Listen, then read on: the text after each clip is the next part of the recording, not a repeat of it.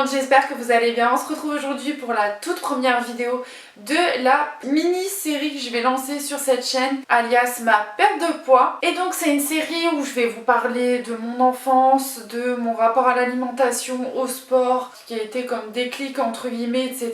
Et surtout de ce qui a fonctionné pour moi, parce que ce qui va fonctionner pour moi ne va peut-être pas fonctionner pour vous. Disclaimer, je ne lance pas cette série de vidéos pour que vous perdiez du poids, au contraire. Je lance cette série de vidéos pour aider les personnes qui ont eu ce déclic et qui n'arrivent pas à perdre de poids.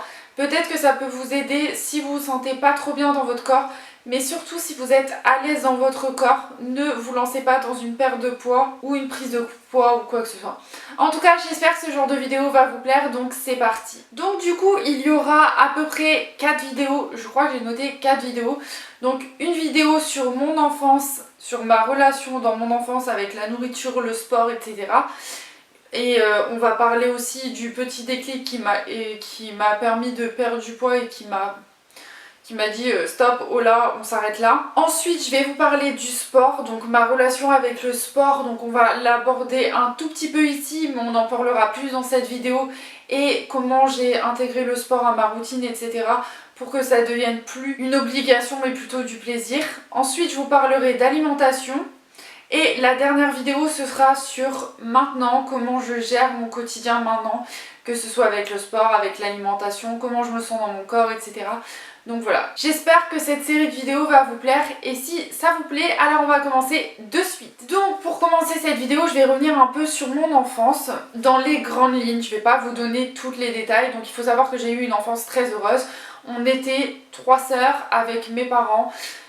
Franchement, une grande famille où on a toujours fait beaucoup de choses ensemble. J'ai eu la chance de partir 6 semaines en vacances, etc. Mais c'est pas le sujet du jour. Mais il faut savoir que depuis toute petite, j'ai toujours été une grosse mangeuse. Enfin, grosse, c'est un mot avec des grosses guillemets.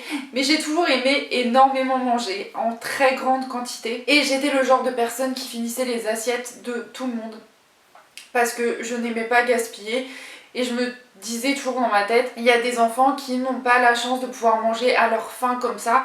Donc en fait, depuis toute petite, j'ai pas eu ces signaux de c'est bon, ton corps est plein, donc il faut t'arrêter. Non, franchement, c'est limite, je me gavais un peu entre guillemets. Donc c'était des grosses assiettes, etc. Sachant que mes parents n'ont jamais été radins sur les portions dans les assiettes. Et donc du coup, ça m'a valu un surnom qui reste encore maintenant, c'est grosse bouffe ou poubelle de table. C'était les deux. Franchement, quand on en reparle avec ma mère, des fois elle me disait oh oui, ton surnom c'était poubelle de table et ta soeur c'était un tel et ton autre soeur c'était un tel. Donc il faut vraiment faire attention quand on vous donne ce genre de surnom là. Ce genre de surnom là, c'est des surnoms qui peuvent rester encore plus tard et surtout qui peuvent créer des troubles du comportement alimentaire ou autre. Je ne pense pas que je sois allée jusqu'à ce rythme là parce que c'était pas genre sur des périodes où j'ai regurgité beaucoup et à d'autres périodes où je mangeais plus rien, non pas du tout. Au contraire, à part l'été où en gros comme c'était l'été, j'avais moins faim. Donc du coup mon corps reprenait le dessus et du coup genre j'avais les signaux de satiété. En tout cas je mangeais vraiment énormément de tout. L'hiver je sais qu'on mangeait beaucoup de soupe. Dans l'année c'était vraiment des pâtes, du riz, des frites, des croque-monsieur, des crêpes, etc. Enfin franchement ma mère avait son petit planning. Je sais que le lundi c'était pâte à la bolognaise, le mercredi soir c'était crêpes, etc. Et le week-end ça changeait un petit peu mais voilà. Donc je mangeais de tout, sauf les légumes. Les crudités j'y arrivais pas, là encore maintenant je crois qu'il y a que la salade que je mange et le reste c'est vraiment très compliqué. Mais voilà, et je grignotais énormément, c'est-à-dire que genre j'avais mon goûter et genre avant de manger ça m'arrivait de me couper un morceau de fromage et de le manger.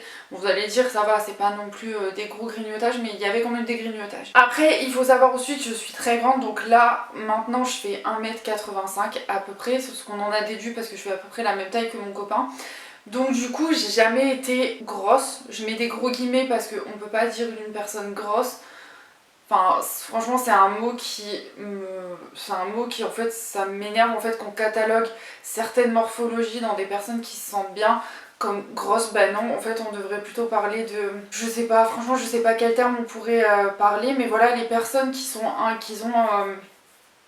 plus de forme, voilà, et qui sont heureuses dans leur peau. Il faut arrêter de les cataloguer comme des grosses et elles sont heureuses dans leur morphologie et puis c'est tout. Donc en fait j'ai toujours eu des kilos en trop, franchement ça se voyait pas trop, genre j'avais des hanches, j'avais du ventre et ça se voyait surtout sur mon visage, donc c'est vraiment comme ça qu'on le voyait sur moi, c'était le ventre, les hanches et le visage. Et il faut savoir aussi, j'ai toujours été assez sportive, c'est-à-dire que le mercredi après-midi, le week-end, je faisais beaucoup de vélo, beaucoup de roller, beaucoup de marches surtout, on allait beaucoup marcher parce que j'habitais dans un village donc on marchait beaucoup avec une amie. Toujours autour de chez moi, on marchait parce qu'on habitait vraiment pas très loin, donc on faisait beaucoup de marches, beaucoup de vélo, beaucoup de roller et j'ai fait de la danse, du handball, etc. Donc il faut savoir que je faisais quand même du sport à côté en plus de l'école. J'ai eu une enfance très heureuse, ça je peux rien dire dessus. Le seul truc c'est que j'étais pas très à l'aise dans mon corps parce que genre quand l'été quand j'arrivais au début de l'été, moi j'avais toujours les petites bouées de sauvetage comme on dit et quand vous arrivez et que vos amies de vacances, bah, elles sont toutes fines ou autres, bah, vous sentez pas trop à l'aise et sachant que mes sœurs étaient aussi très très fines, du coup c'était un petit peu plus dur. Bon après je suis la plus grande de la famille, mais voilà c'est toujours un petit peu compliqué comme ça. Malgré tout ça, j'ai quand même continué à grandir, à manger dans des proportions assez généreuse et à continuer à faire du sport. J'ai jamais vraiment arrêté le sport, je marchais vraiment beaucoup. Voilà, j'ai toujours fait du sport, j'ai commencé la course à pied avec mon père puis après j'ai arrêté, je sais plus pourquoi mais bon. Voilà, donc ça c'est vraiment pour mon enfance, donc j'ai continué à grandir etc. J'ai continué à faire du sport, à marcher énormément.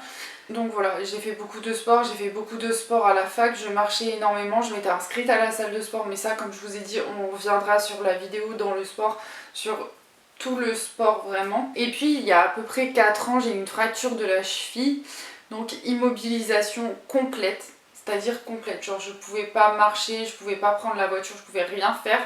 Donc du coup, je me retrouvais à passer mes journées entières allongée dans mon lit à manger et à ne pas bouger parce que dès que je bougeais j'avais trop mal aux pieds. Donc c'est là où j'ai pris énormément de poids, je crois qu'à ce moment là je suis passée de 78 kg à peu près 83-84, donc c'est pas énorme mais bon quand vous êtes habitué à faire un certain poids, surtout qu'il y avait eu le confinement, non il y avait pas, si, il y avait eu le confinement un petit peu avant et du coup j'étais toute mince, genre j'avais retrouvé des photos dans mes Snapchat où j'étais toute bien mince et tout, le corps que je voulais absolument et après t'as ça et tu te dis waouh, ah ouais quand même. Le souci en plus avec cette prise de poids c'est que du coup plus aucun de mes jeans ne m'allait donc je ne rentrais que dans des survêtements, donc je passais ma vie en bas de survêt, j'allais chez mon copain en bas de survêt, c'était mon père qui m'amenait ou alors son père venait me chercher, franchement c'était... Et j'ai commencé vraiment à me sentir mal en fait dans mon corps parce que je me disais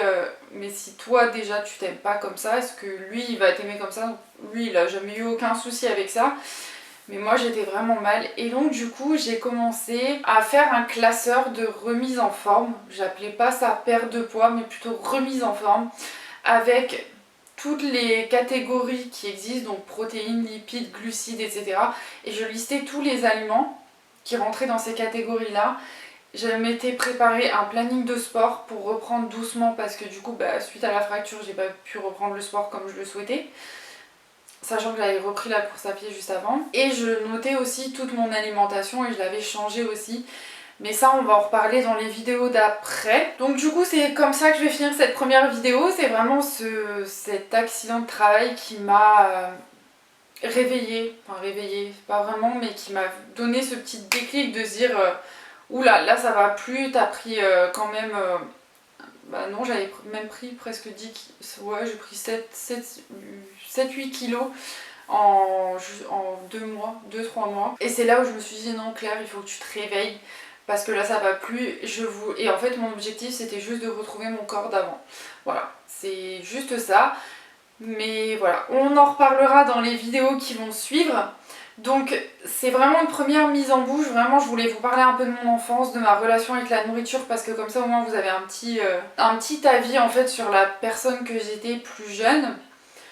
J'ai un peu changé depuis ce temps-là, mais voilà. En tout cas j'espère que cette vidéo vous aura plu et moi je vous retrouve la semaine prochaine pour la suite. Bye bye.